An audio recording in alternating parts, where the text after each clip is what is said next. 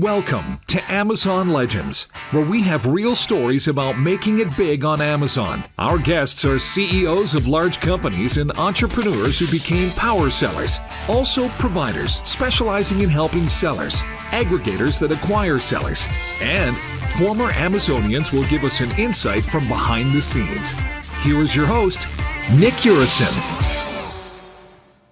Welcome to another episode of Amazon Legends. And my next guest today is, I'm so happy to have him back on the show. He's appeared before. He's one of the sweetest talkers and listeners, which is his title. So he's an author, a podcaster, and an Amazon influencer, but also an Amazon seller. And he authored Influence equals creation of credibility. So he knows all about this, and he's currently the host of the podcast, Publish Your Book, and he's a motivational listener, so not talker, speaker, motivational listener at D. Scott Smith Company. And as I said, he's going to talk about his selling experience as an Amazon seller. So with that, everybody, meet my guest, D. Scott Smith. Welcome back to the show, Scott. Oh, Nick, thank you. It's just fun to hang out with you. As you say, it's just like old friends getting together and spending time over coffee and talking about all the fun stuff that we get to do. Yeah. I mean, look, we live in a complicated world. It gets more and more complicated. But when you connect with somebody and you have such a good time talking to each other and listening to each other, it's priceless, right? So there's enough trouble out there. Absolutely. So last time you were on the show, and it was extra special for me because you did something so thoughtful. Because I had a lady on my show, and she had lost her job, moved to another state, got married, had a baby. Her life pretty much turned upside down. But she didn't want to go back to the job that she was doing, which was insurance. And she created this baby product because she had just had a baby. And just this stay-at-home mom raising her baby, and decided to be an entrepreneur, and she was struggling. So when you came on the show, we talked everything about influencers, how to use influencers, what's the best way, blah, blah.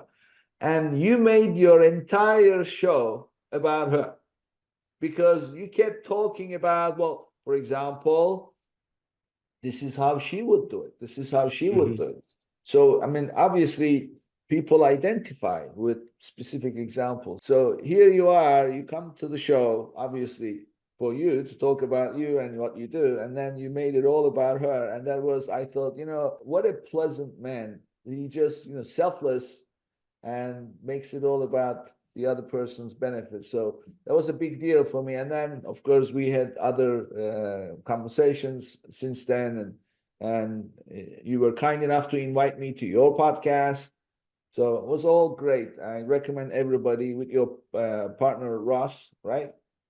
Yeah, Russ Edge and I, we run The Experience live with Russ and Scott, a weekly talk show. And a secret announcement, we're going to be doing The Experience local. And we're partnering up with a radio station, and we'll be focusing on business owners in the area. And that's going to be a lot of fun. Russ is just a bundle of energy, and we have so much fun doing the show.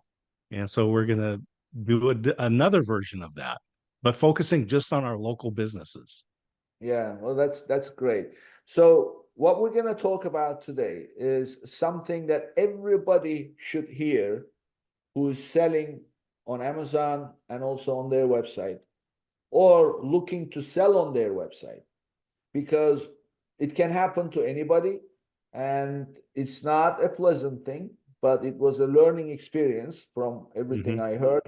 And you are here to share with us what happened to you and how you dealt with it, and then some lessons learned and some recommendations that come out of it. So tell us the whole story.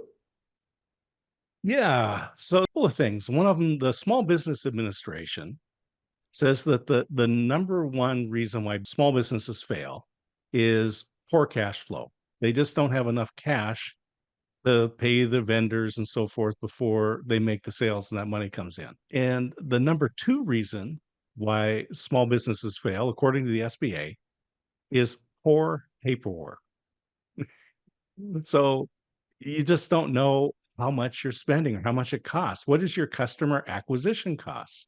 So these are things that, especially when you're doing online sales, and I know you know this, and the most successful online sales folks that I've talked to, business owners, they know exactly what it costs to acquire a customer, what the lifetime value is for that customer. Well, when you're selling on your website, it's you think, well, I'm not paying fees to these third parties and transaction costs and so forth, so I'm going to have a higher margin on my website. And that may be true, but when you start looking at what you're spending on advertising, chances are your cost of customer acquisition is higher. And so your margins may be the same or lower, but you need to know that. You need to have your paperwork in order. Don't fall into that trap of having poor paperwork and not knowing what your costs are. So we're selling both on Amazon and on our website. And this is for Chord Buddy. And Chord Buddy is a guitar learning system. Travis Perry, he's the inventor, founder, owner of the company. He's down in Dothan, Alabama. All the products are made in the United States, the books, the products, and all that stuff, all the assembly. And this was a big thing. He was a Shark Tank winner, and he emphasized we need jobs in Alabama. And so this is what we're going to do. Well, we're selling on Amazon, we're selling on the website, but we're tracking the costs. And we're advertising on Google, and Google is okay, but it's not really giving us a good return on our ad spend. Facebook meta ads, we're measuring that, and we're struggling to get like a 3 return on ad spend. So spend $1, get $3 in sales. Over on Amazon, by the way, we're doing advertising over there easily 7, 8, 9 times return on ad spend. So, okay, you're paying fees, but man, you put $1 in, you get 9 back.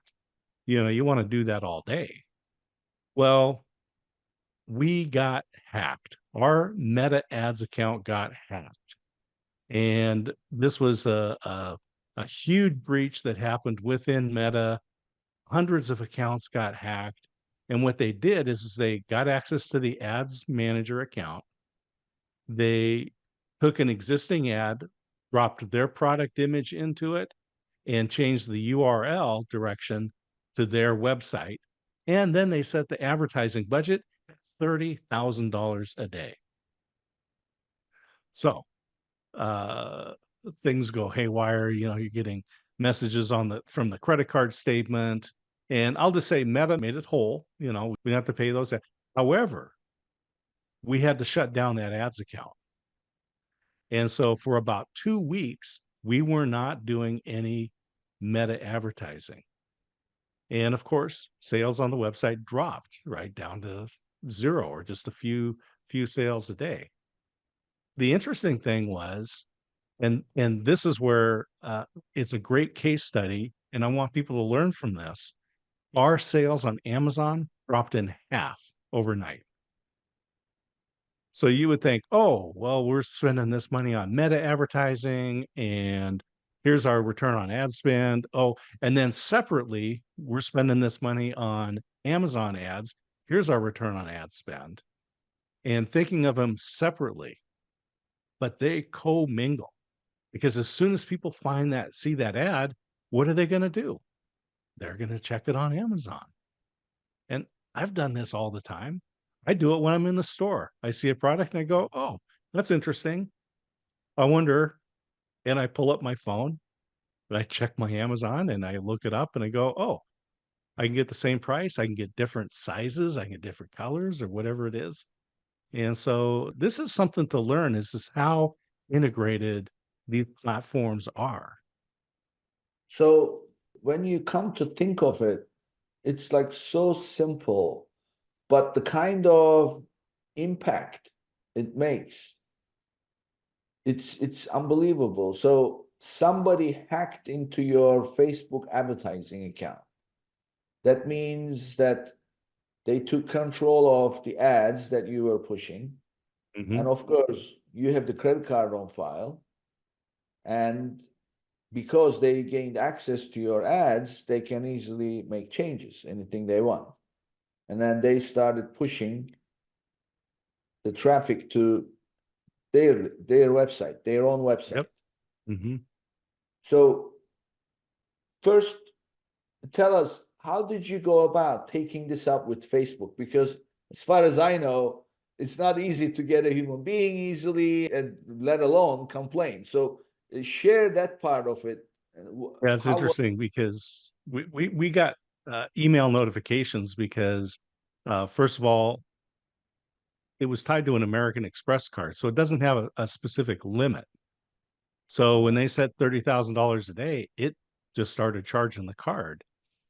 But your accounts are set up differently. This one happens to charge on Meta every time the account balance hits $900.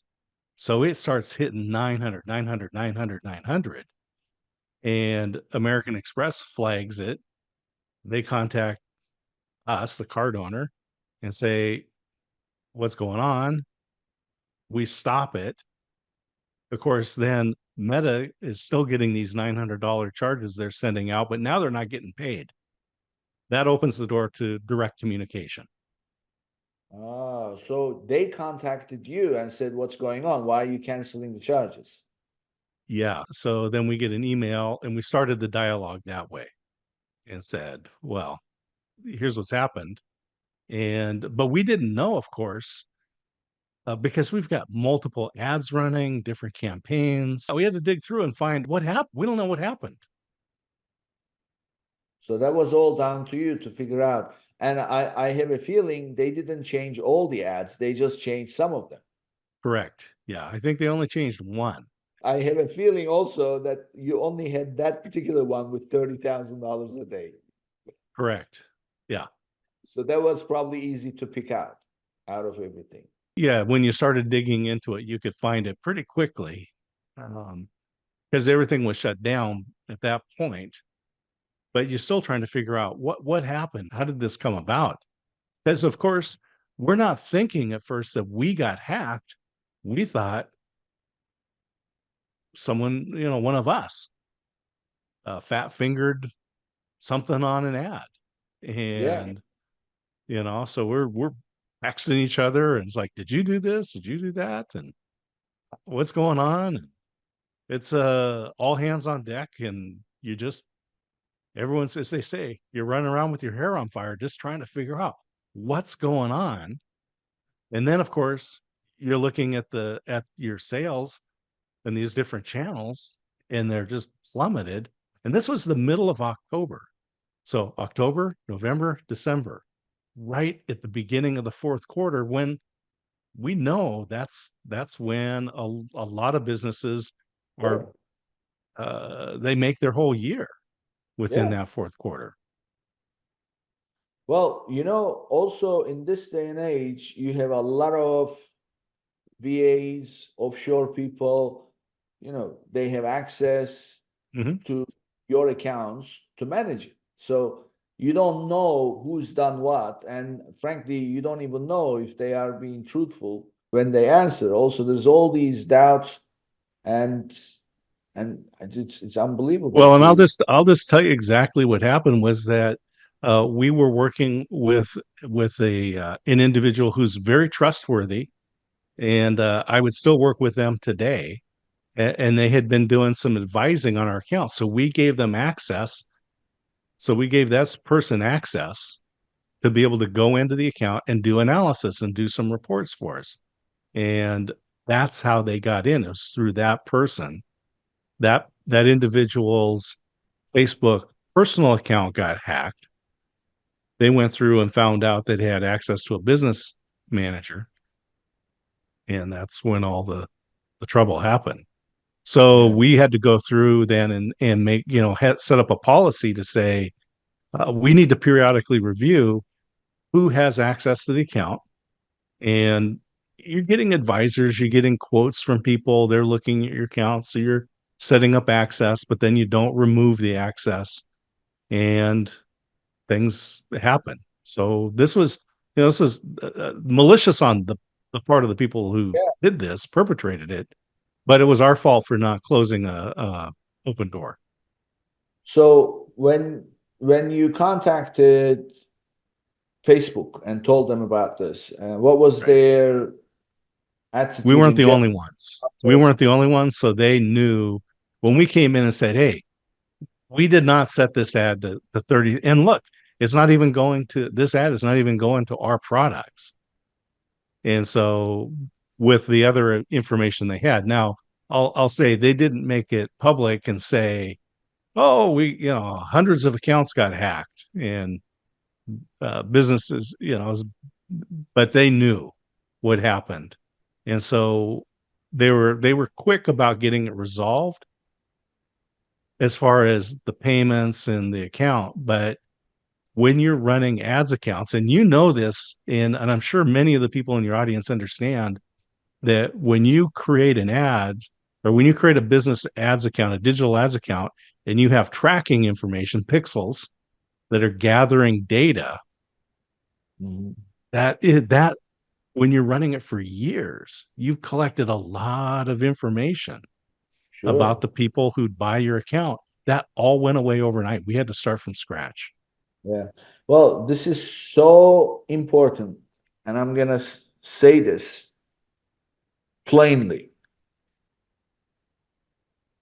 When I was speaking to another guest the other day, I asked him this question. What is the most valuable thing about your Amazon advertising account, or in your case, Facebook advertising account? He said to me, the sales it generates. I said, wrong, because that's backward looking. The sale that was generated out of your advertising is done. The most valuable thing about the advertising account you have with any one of these online providers is the advertising account itself, its history. When I say advertising account itself and its history, I'm not talking about having your advertising account on Amazon. I am talking Mm-hmm. about the individual campaigns that you create, those individual campaign records and their history. Because Mm-hmm. if you take that, let's imagine that you have an Amazon advertising campaign for sponsored product set up with the keywords and everything else. If you replicate that exactly and then shut down the old one, turn on the new one, you're not going to get the same performance. That's exactly right, Nick. That is exactly right. So that's why the most valuable thing is the campaign records you have with the Mm-hmm. online provider, and especially in the case of Amazon and Facebook. And losing all that history is it's time you have to spend again to build it up, right? Yeah, this comes down to some of the strategies about how you build your campaigns and what you do with your ads. And I was working with a client. It was recreational vehicles. They sold RVs, trailers, and motorhomes. And what they were doing was they would create a new campaign for every product, and it would only last 2 weeks. They run it, and they were looking at it like newspaper advertising. Put in the ad, sale on product A. 2 weeks later, sale on product B, product C. Well, it never had time to gather information. Your campaign never had to who's interested in it, who's clicking on this, and which images are doing good. They had no history. They just kept gobbling it up and throwing it away every day. Yeah. Yeah. Yeah, I mean, this is a big deal, and having to start. And the other thing is, this is not like, okay, we've been running it for 6 months, so we're gonna need another 6 months. No, it may be not only just, let's say that it's exactly 6 months, you put in another 6 months, but it's also the money that you have to spend in order for the campaign to optimize itself. It's not going to turn it on today. You have to spend money on clicks so that it can learn from its experience. And also at the beginning, it's like the Amazon honeymoon period, right? So when you launch the number, you have a clean slate. So everything you do looks pretty big. So suddenly from no order, so your historical data is pretty impressive, and it fluctuates quite a bit. And that's why Amazon says, okay, you know what, during this period, we're gonna give them everything we can, and then let the numbers settle down. And then good luck getting that kind of exposure after the honeymoon period is over, because your historical stabilized, right? So in order to push the needle up or down, you really had to have big changes. So it's same thing with Facebook. So you had a stable history that was producing, optimized. Now you're gonna have to do the whole thing. So I mean, I would have given up. What did you do in that process? Well, so fortunately, we had already created an additional ads manager account on Meta that we were using separate so we could do some testing. So we would just do some testing and try some things out, but it wasn't our main account. We didn't put the significant dollars to it. It's just a few dozen or $100 here and there, right? Just to try some things out. So when our main ad account went offline, we could immediately spool up the new one and then transfer the content over, right? Just set up, basically replicate the campaigns, because we did have the data from the prior one. So we knew which campaigns did good. So we were able to replicate those and the audiences, but we lost the pixel information. We lost the history on those ads. Yeah, it's a big deal. Yeah, So I want to talk about the impact this had on Amazon. right. So Yeah. you said something about how they are integrated. So obviously you're talking about the behavior, shopper behavior, not any technical integration. Right? Yeah, this one's it's hard to track. It's really hard to track, right? Because when we run digital ads, one of the benefits of them is that we can say how many impressions it is, how many times was your ad seen, what was the reach, what was the how many unique people saw the ad, right? And then you look at the how many clicked. So what's the click-through rate? And there's industry standards out there, and WordStream is a great place to go when you can find out, what should my click rate be for my click-through rate be for my industry and so forth. But what you don't see is when people see your ad and then buy it on a different channel. Mhm. And so you could spend a lot of money on meta advertising, get in front of people, but not show any sales from it. And yet you're having a great return on ad spend, because then they're all going over to Amazon and buying it there. Oh, well, I've got Amazon Prime, so I'm going to get it with the um, free shipping. Or, and Nick, you've talked about this a lot with the Amazon credit card. Yeah. I'm going to get the benefit of that. Yeah. Well, I mean, so we're talking about shopper behavior, and that's where the connection is. And I mean, Amazon does not disclose the exact numbers, but we know at this point how many millions and millions of Prime members they have. So that means that everybody is shopping on Amazon, number one. Number two, I read an article yesterday that ever since Andy Jassy took over from Bezos as CEO, they've achieved the fastest ever Prime delivery rates. in terms of speed.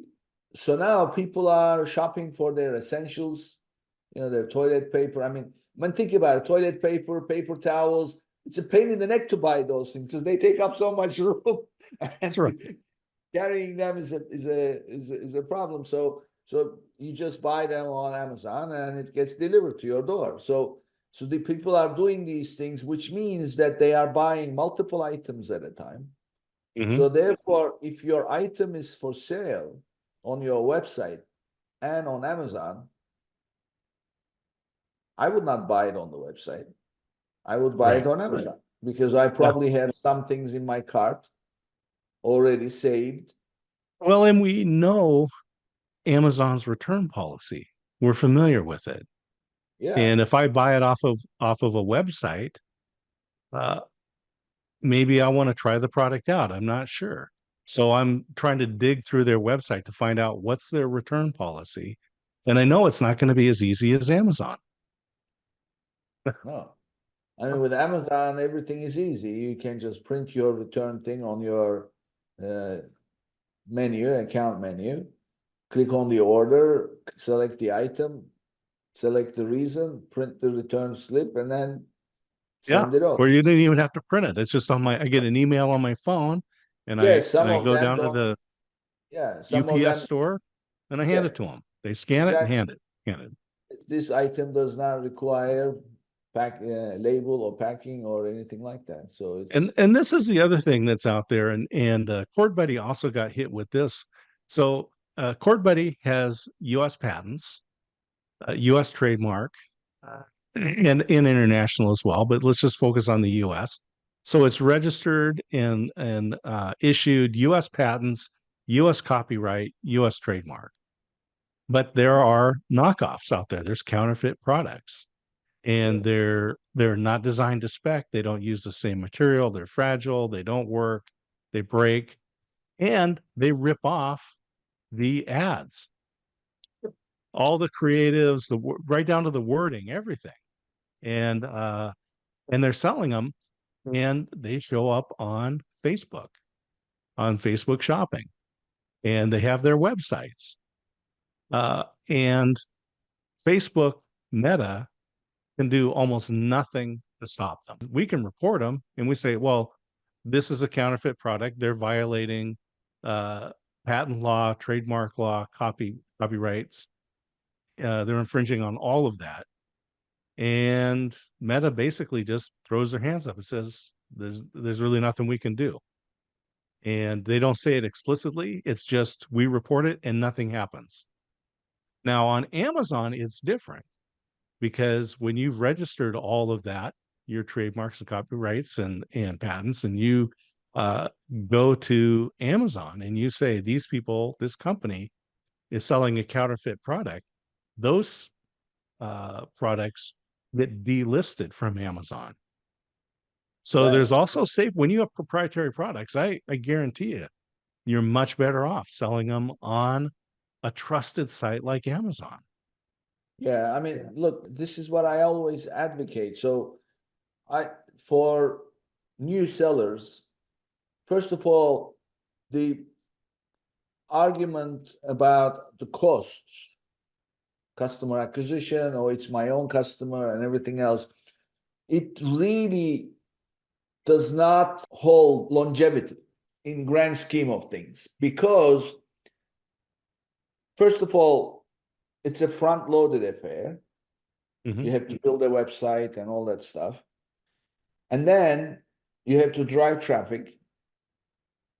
In the process, you have to make sure that your checkout is streamlined so that you're not bleeding through it.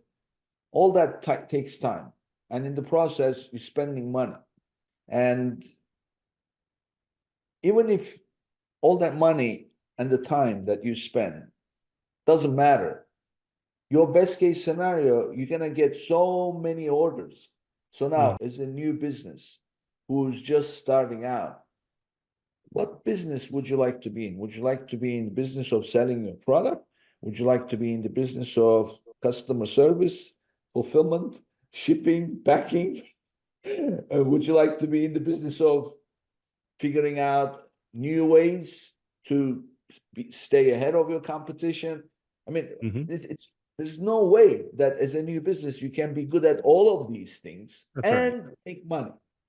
So I So many say things like that. anything else, but I don't mean that just stay on Amazon exclusively, but it's a carefully made decision.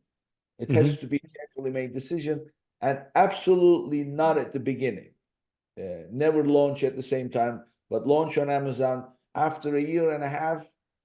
That's when you can be looking at, am I ready? And the other thing that I say is, in the process, you develop the disciplines and the systems and the Mhm. procedures, run an online business, because it's a totally different business. It's not touch feel, it's data.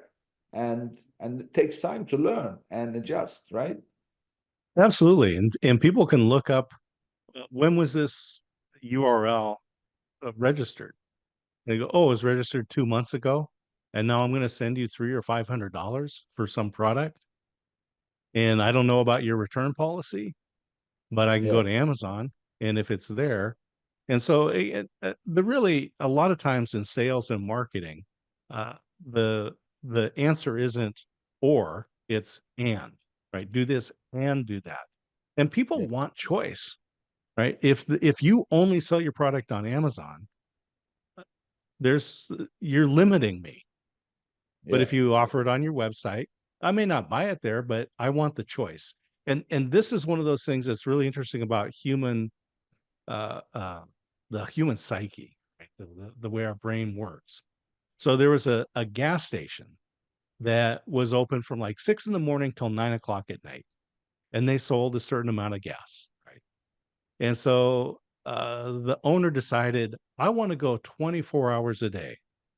And so they had to add a shift from 9 o'clock at night to 6 o'clock in the morning. So you hire more people and do all this stuff, right? Well, their gas sales went way up. Okay. Now you start tracking and you go, when did we sell that gas? Well, they sold it from 6 in the morning till 9 o'clock at night. And they sold very little gas from 9 p.m. to 6 a.m. But here's what happens. I think, oh, I need to get gas.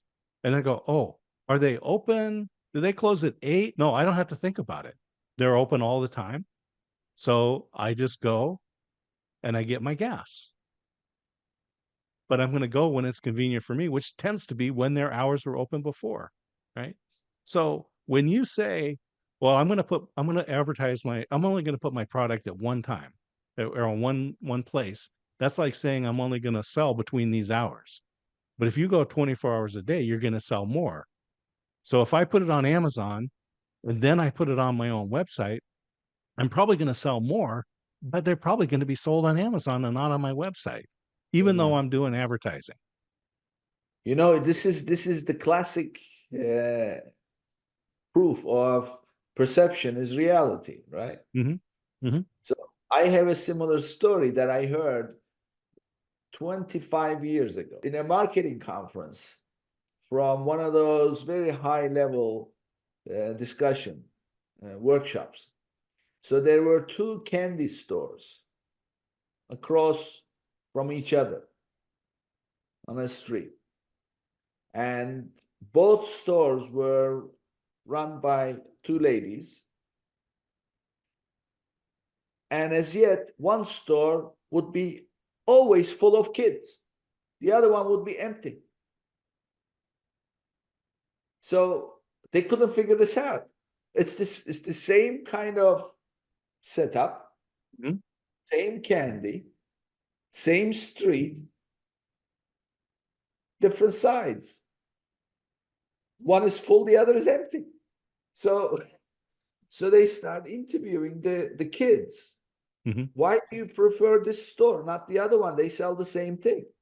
And the kid said, yeah, it's the same candy, but the lady in the good store, and they called it a good store. The other one was a bad store. They said, the lady in the good store always gives us more candy. The Mm-hmm. lady in the bad store always takes away candy. They said, this doesn't make any sense. So we're going to go observe exactly what's going on. So what was happening was this. So the kids were lining up and saying, okay, can I have 50 cents worth of candy? And of course, 50 cents is half a pound or whatever, the equivalent. So the lady in the goods store was putting a small heap of candy on the scale. And of course, it was less than it should be. So she was adding to make up the weight and then handing it over to the kid. The lady in the bad store was putting a big heap on the scale, taking away. Nick, that's a beautiful story, and you know I'm going to be using that. I'm going to steal that, but I will give you credit for that, because that is such a great example of the outcome was the same, but the process, right, made it enjoyable for the children as they watched her put more and more what they were expecting, right? Oh, that's just beautiful. Perception is reality. It's how people see it. And this often is also, especially for men, men are more mission driven, oriented. We don't really think about feelings so much. So when you are doing something or saying something, somebody says, oh, but why don't you do it this way and that way and whatever? And our response is usually, but it's okay, I can manage it. Well, it's not about you being able to manage things. It's about how does it make the people around you feel. I'll tell you another story. I'll tell you a story from when I was in high school, and I was working for a local newspaper in their customer service department. So the newspaper would get delivered and or not get delivered, right? So people would and they'd call the customer service department, and that was me. So I was processing payments and so forth, and people would call up and they say, hey, I didn't receive my paper today. And there was two processes that I could follow. One of them was I can give them a credit back for the newspaper, apologize and say, well, we'll credit you back. Or we'd have them deliver a paper special delivered to them that afternoon, right? So sorry you missed your paper. We'll get that one to you today. Well, I'm in high school and I'm answering these phone calls. But even then, I knew that it cost more to have a driver take that paper across town and deliver it, because literally the paper cost 25 cents. Sure. This is back in the late 70s, right? So if they went down to the machine, to the vending thing at the grocery store, they had to put a quarter in to get their newspaper, right? So I apologize. I can give you a credit on your account for 25 cents, or I can deliver it, right? So, but I knew that it cost more to deliver the paper than to give them the credit. But it was all in how that message was delivered. And I found this out by accident just by doing it, right? And so I said, oh, Mr. Urison, I am so sorry that your paper didn't get delivered. I can give you a credit, or I can for the paper, or I can have one delivered to you. Well, send one over. Okay, right? This is what I would do. Oh, Mr. Urison, I am so sorry that that your newspaper didn't get delivered. I can go ahead and give you a credit for the paper today. I can give you credit on the account.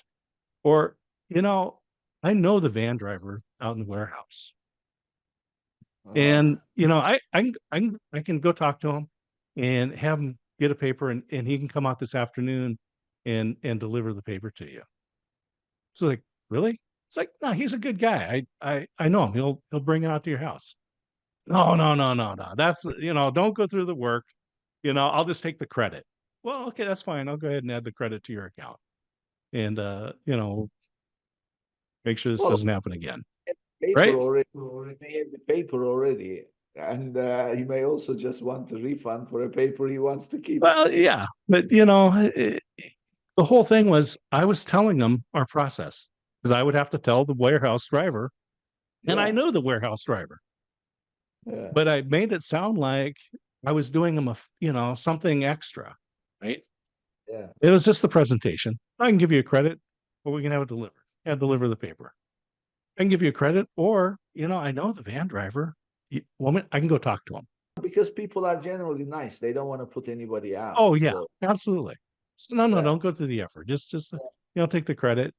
And So but the first thing is to accept responsibility, you know, sure, and yeah. not go, oh, that paper boy, he's terrible. That's a terrible thing that he did.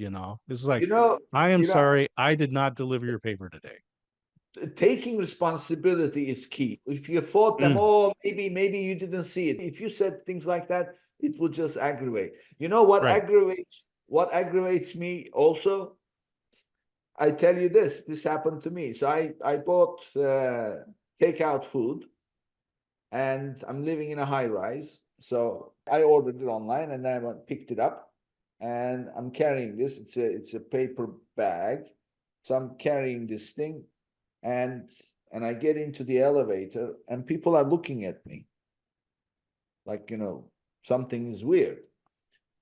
Anyway, long story short, I don't know how and why, but they didn't seal the container, so it Oh leaked. no. It leaked, and it was, colorful. I was leaking all over into the elevator, and of course, the food is gone. I was like so mad, and also I was like starving, and I had skipped lunch and everything. It's like I'm thinking I'm gonna have early dinner. I'm gonna have this. I ordered everything that I wanted, and then I pick it up, come home, and here it is. Like I'm furious. So I called and I said, I just picked up this food, and who did this? You don't know how to. I'm like completely worked up, and the guy says immediately, I'm so sorry. We'll just deliver another one to you. And it's like, I'm full of stuff. And immediately the guy says, I'm so sorry, we'll deliver immediately. We'll be there in 10 minutes. So That's so wonderful. I could no longer shout at the guy. Yeah, yeah. And And and, I and just, made a customer for life, right? yeah, Lifetime so value.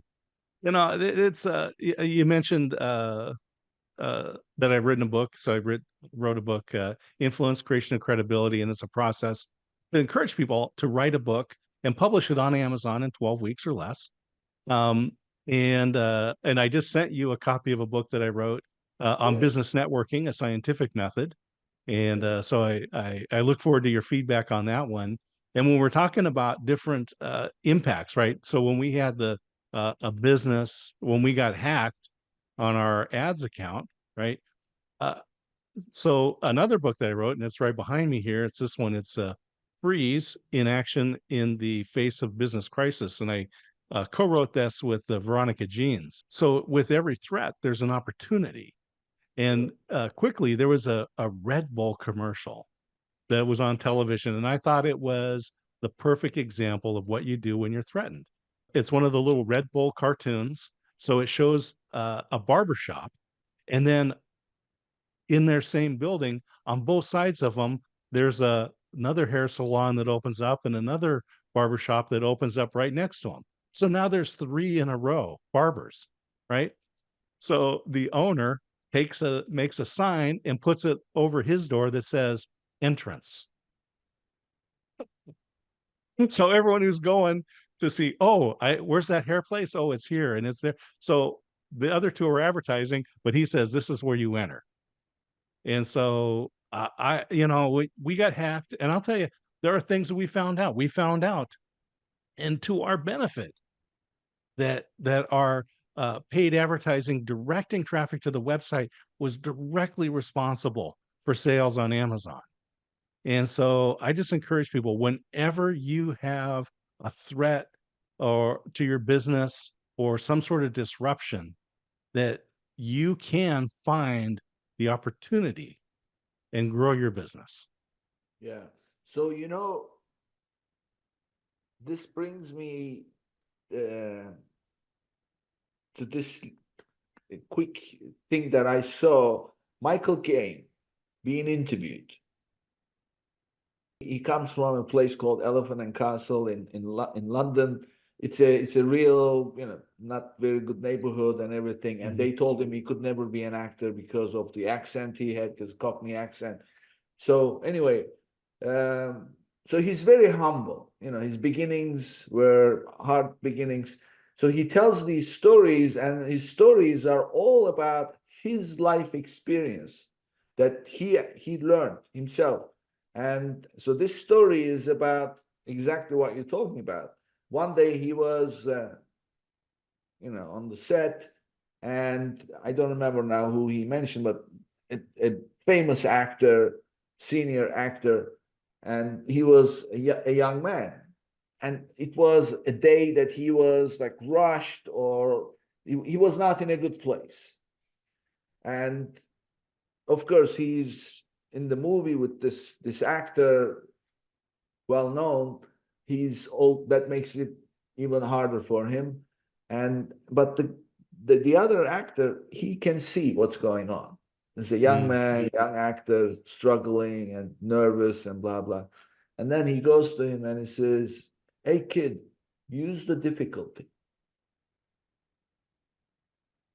And he goes, "What do you mean, use the difficulty?" He says, "You're an actor, aren't you? So you're feeling something right now. Use that for your acting." So he says, ever since that time, he says, I always follow this philosophy. Whenever something happens, use the difficulty. That's what you're talking about. Use the difficulty, right? I love that. That's a great story. Yeah. I've got a couple to steal from you today. Yeah. I want to bring our conversation back to Amazon that is relevant to what you experienced as something not only for people who experience something like this, but at all times, so that you can actually pinpoint. So there are, if you want to call it channels, not really channels, but let's call it channels. There are 3 channels of traffic that come to your listing that ultimately becomes a sale. So imagine 3 pipelines delivering shoppers, potential shoppers for your product, to your product page. One pipeline is called your paid ads on Amazon that you run. In other words, you're paying for every one of those people to come take a look at your product. Paid ads. The second one is people coming from outside. Now, how can you tell those? You can tell those by using attribution tags. So instead of advertising your listing or using an influencer, or for influencer is a bit of a different situation, but let's for now put them in the same, or running your Facebook ads that you link directly to your listing. If you do that, not always the best way, but nevertheless, let's say for simplicity, you're driving from externally, you can issue these tags. So your product link, it looks much longer because inside has the tag. So from that, that second pipeline, so then you can go to your advertising attribution page and see exactly how much traffic came to your listing from outside. So that's the second pipeline. Now you go to your business reports. Business reports gives you everything. Paid, external, organic, you name it. Now you take that total, and you can do this weekly, monthly, daily, whatever, except that you have to do it regularly and store that data. If you take your total that comes from your business report minus the paid clicks, minus the external clicks, now you have your organic, right? That is your third pipeline. If you do this regularly and you look at the numbers, paid sales, external sales, organic sales and the total. When something happens, guess what's going to happen? Those numbers will lose their trend, and you will know immediately, first of all, something happened. Second, where is the problem? In which one of these? In addition, you can make this even better. Well, guess what you are seeing from your paid sales data, your total sales you generated, right? Right. Mm-hmm. Total sales generated divide by total clicks delivered. That's the dollar value of each click coming from paid. Can they make the same calculation for external, same calculation for organic? Those dollar numbers change per click. Something happened. And this goes back to that comment I made about the Small Business Administration. And the number two reason why most small businesses fail is poor paperwork, and that they're not tracking this type of information, because this information is available, but you have to be diligent about collecting it and then doing something with it. So my rule on metrics is only measure what you're able and willing to change. So there are people who they get lots of data, but then they don't change anything. They don't rewrite their ads. They don't make changes to their product listings. They just leave it as is and throw up their hands. That's suicide. So we talk about Amazon. Amazonians have this terminology. Metrics. You have two types of metrics: input metrics, output metrics. So Amazon don't care about the output metrics as much as the input metrics, because output metric is telling you what's the result of something. So you can't change. So part of the reason why probably you call it paperwork, but it's more about really knowing how to run a business. I mean, let's face it. Well, that's it. Yeah. And that's really, the old school was, literal papers, right? Right. Yeah, But yeah. it's understanding your business. It's gathering that data and doing something with it.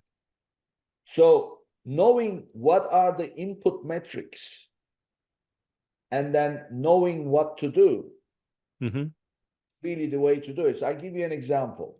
For example, ACOS, right? Everybody knows what ACOS is. So you spend $1 in advertising, and then that dollar generates $3. So your ACOS is 30%.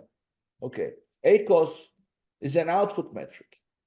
So how do you change the ACOS? Well, it's the bidding. What is your average bid? Oh, your average bid is too low. So you want to increase your sales, increase the bid.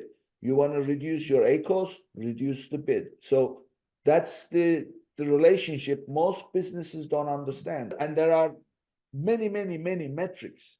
And those metrics you have to separate into input, output metrics, and then decide what to do to impact whatever the output metric is. And then you'll be okay. So in this case, paid traffic, organic traffic, external traffic, and something happens, and then you can see it these days you can visualize the data, and then if suddenly one of them takes a dip, clearly And then if it's the external traffic, then you can go check, where the external traffic is coming from. Anything that's unidentified, clearly that's where the problem is. Well, and this is, if we were looking at anglers, right, going fishing, you could just count the number of fish, how many fish, and that's the only thing that you measure. How many fish did you catch? Oh, no fish. Oh, 20 fish, whatever. But what's important, which pond did you go fishing in? Yeah. What bait did you use when you fished? Which bait did you use and which pond did you use? Right? An angler will know what they did. And they know, oh, I'm going to go to this pond because there's fish in there. if I use this bait. But if I use another bait, it's not going to work. If I fish in my bathtub, doesn't matter what bait I use. Well, Right. it's like I think it's Edison, right? He said, "Why do you keep trying this thing? You failed 100 times." He says, "No, no, no. I did not fail 100 times. I just found 100 ways of not to do this." Correct. Exactly. Right. And this is where you're keeping track and you're getting your metrics, and then you're making the business decisions based on them. Yeah, And again, the poor paperwork is just that you're not tracking the right things, and you're not changing your actions based the on the results, on what you're measuring. yeah. But after all this bad experiences and getting the paperwork in order, knowing what you're doing, what's working, what's not working. This is all part of the entrepreneurial journey. Mhm. And this journey is not for everybody, right? Absolutely not for everybody. And it takes a whole different mindset, right? Yeah, it's a different mindset, and you have to surround yourself with people who understand you, right? Because you're going on the entrepreneurial journey, and you have people that don't understand what that means, and then they say, "Oh, let's go to the beach for the weekend or for 3 or 4 days," and you say, "Oh, I can't do that," and they say, "Well, don't you work for yourself? Don't you set your own hours?" Oh yeah, I mean, it's the classic is, oh, he became an overnight success after 10 years of hard work. Absolutely, absolutely. So And that's the way it is. And uh, I often tell people that on the entrepreneurial journey, that you're an entrepreneur when you feel like throwing up at least once a day. First of all, you're afraid you're going to starve and not sell anything, so you're going to throw up. And then you're wondering, how am I going to fulfill all these orders? There's just not enough hours in the day, and then you want to throw up. So that's the benefits of the entrepreneurial journey. yeah, I mean, it's it's all about your spirits, how you, as they say, make lemonade out of lemons, and Yeah. whatever comes your way, you just try and figure out how to make the best of it, right? And this is when you're an entrepreneur, you can make these changes. And we saw this in COVID. So the mega companies, the huge companies, they've got stores of cash. They can just lay people off. They can close entire divisions down and go for years and weather something like a COVID lockdown. Uh, the medium-sized businesses, the smaller businesses, they don't have that big store of cash. They don't have the ability to just cut costs. They also don't have the ability to make changes quickly. Things are too slow. But when you're an entrepreneur, when you're a solo company, a one-person company, or 3 or 5 people, you can change overnight. And one of the best examples I saw during COVID was there was a Chinese restaurant that I really liked. And restaurants, they had a lot of trouble. A lot of them went out of business. Yeah. And so this particular Chinese restaurant, you couldn't go into the restaurant. We were banned from going inside and all that stuff. So within probably the first couple of weeks of the lockdown, they cut a hole in the side of their building and made a drive up, walk up window. And they put the phone number really big because the whole mask in this thing like this and glass or whatever. So they would stand there on this side of the glass with their phone, and you would call them. And this is what I want. And they'd take all your payment information, and you'd watch them right on the other side of the window. And then they put the stuff there and open it up and then walk Yeah. away, and you'd take it. But they said, they go like, well, we can't do this, but what can we do? And if they were a franchise chain restaurant or something like that, and the manager says, we're going to cut a hole in the building, well, it's got to go through facilities and Sure, regional yeah. managers and Well, that's why months the later. Small businesses are always. So I have a funny story for you as an entrepreneurial mindset. Maybe you've heard this. So this man is looking for a horse, and so they say, so and so is selling his horse, so you can go see if it's still available. So he goes over there and yeah, it says his horse is still here for sale, $100. So he says, okay, I'll pay you the $100, but I can't take the horse with me. Can you keep it for a few days? I'll be back to pick up. Sure, no problem. So he takes the $100, and a couple of days later, the horse dies. You don't know this story, no? No. So the horse dies, and look, there's nothing I can do.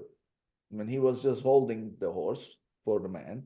It's not his responsibility. So a couple of days later, the guy comes back, says, okay, I'm here to pick up my horse. Says, I have bad news for you. Your horse unfortunately died. And he goes, oh, so you're gonna give my money back? He says, well, really, it's your horse I was holding for you. Plus, I had to feed and everything else. And he says, oh, yeah, you're right, Okay, where's the horse? He says, well, still in the barn. He says, okay, I'll take the dead horse. And he goes, well, the dead horse, it's dead. What are you going to do with the dead horse? Well, it's okay. I'll take it. It's mine. I paid you for it. It's dead or alive. Doesn't matter for you. He says, no, but for me, it doesn't matter if you want to take the dead horse. So he takes the dead horse and goes away.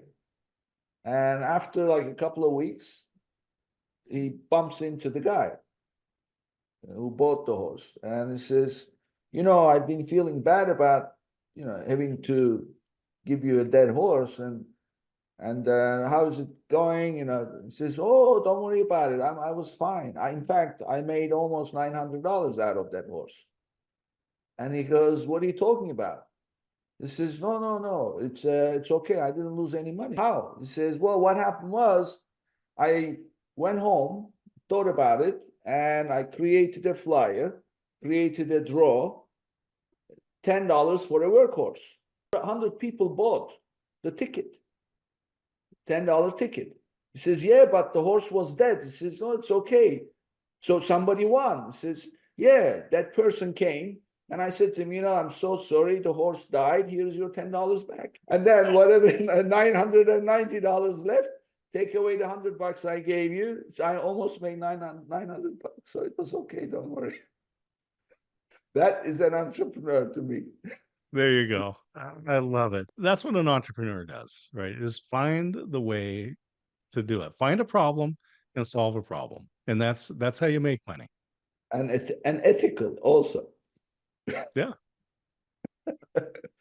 Well, with you, we can go on forever, but unfortunately, our time is up. And thank you again for coming back. And no doubt we'll have further visits. But share with us your contact information. How can people reach you? And of course, you are obviously a seller, but you are also influencer, right? I love doing Amazon live broadcasts. That's a lot of fun. I do a lot of author interviews because I just know a lot of people that write books, and I like talking to the individual. But I also like to do not just product pitching, but I like to interview the owners and inventors of products. And so happy to do that on Amazon. For anyone that sells their products or books, please contact me. Easy way to do that is to go to my website, dscottsmith.com, and all the contact information is there. You can find my phone number, my email, and LinkedIn is where I'm very active. And so dscottsmith.com, and you can email me, scott@dscottsmith.com. Well, I'm sure you'll hear from people. And always a pleasure, Scott, to talk to you and listen to you. And I'm sure we'll do it again soon. Thank you. Absolutely. I look forward to the day when we can drink some Turkish coffee together and Oh just my God, relax. don't get me started. The Turkish coffee is, believe it or not, I don't really care for it much, But I love it. time, very rarely, it's all I want to have. So one final story before we leave, now that you mentioned Turkish coffee, and I know you like stories. In 1500s, coffee is brought to Istanbul as an unknown, something new from India. And one of the merchants is selling it. And one of the people who works in the palace, in the harem, is actually out shopping for some stuff for the palace. And he sees the merchant. Of course, everybody knows him. What is this that you're selling in this big sack? He says, oh, I don't know. They call it coffee. And apparently, you have to boil it with water, but nobody knows. So I made a big mistake, lost a lot of money, and I still have this. Okay, give me a little bit. So he takes a little bit. Now, Turkish Delight, everybody knows. Sure. When you go to people's homes, there's always a bowl of Turkish Delight on the coffee table or whatever. So what happens is he takes this coffee home and he's making it. As he's making the coffee, the emperor's wife comes to visit. And so, Your Highness, blah, blah, and takes her in. And immediately she notices the smell. Says, oh, this is such a nice smell. What is this? And says, oh, Your Highness, they call it coffee. Apparently it comes from India. And I just brought it home and I was making it. So would you like a cup yourself? Says, yeah, sure, of course. Let's have it. So he prepares it and he puts in 2 small cups and puts it down on the coffee table. And right next to it, of course, there is Turkish Delight. And he doesn't know anything about the taste, what it tastes like or anything. He just brought one for her, one for him, and he's about to sit down, and she takes a sip. As the moment that she takes a sip, she goes, oh my God, this is like a freaking poison. And what is this? It tastes so bad. And of course, this is the emperor's wife. It's powerful, and he'll lose his head. He says, oh my, I'm so sorry. I'm so sorry. Let me get you a glass of water. And he rushes back to the kitchen to get a glass of water. And as she's waiting for him, she takes a piece of Turkish Delight and puts in her mouth. And then suddenly you see her facial expression change, pleased. And then she takes another sip, and then takes a bite of Turkish Delight. And then as she does that, the guy brings the glass of water, and here he goes, water. And she goes, sit down. And then she takes the water and drinks it. She says, this goes really well. Try it and take a little Turkish Delight. And then he tries and he goes, this is so good. And it's new, but it's so good. So the moral of the story is, today, if you go to Turkey and you order coffee, of course, they'll bring Turkish coffee. They will always bring a bowl of Turkish Delight and a glass of water with it. I'm in. Let's do it. That's how you have it. So you can go to Amazon and order yourself Turkish Delight. And my recommendation is order the type that has coconut in it. Coconut and pistachio together. That's the better part. And then make yourself coffee, like real strong espresso. We can also order Turkish coffee. Make it like you make espresso and have it with a glass of water. Well, and I did find on Amazon so I have a Nespresso machine, and I found pods with Turkish coffee in there. Yeah. And it's a good substitute. It's not as good as, but it's a substitute. Well, what I told you is a true story. And that is, we're talking around 1550s. It Yeah. started at that time, and it became a phenomenon. They opened coffee houses all over, like Starbucks, and men would stop their work just to go to the coffee houses and meet and talk and gossip, Mm. to the extent that the emperor closed them all down and said, close these places, stop working, they're becoming lazy. He banned it in the palace, he banned it everywhere, and it became a big deal. And of course, it didn't last because people loved coffee. That's a great story. All right. Thank you, Scott. So we'll definitely do this again. And Yeah. sorry about your experience, but I'm glad you are okay. And more important, lessons learned. Thanks for the great time. I just love hanging out with you. It was fun. And I learned some great news stories. So always Oh, fun. yeah. There's always something. Thank you, Nick. Thank you. And this brings us to the end of another episode. And I'll see you on the next one.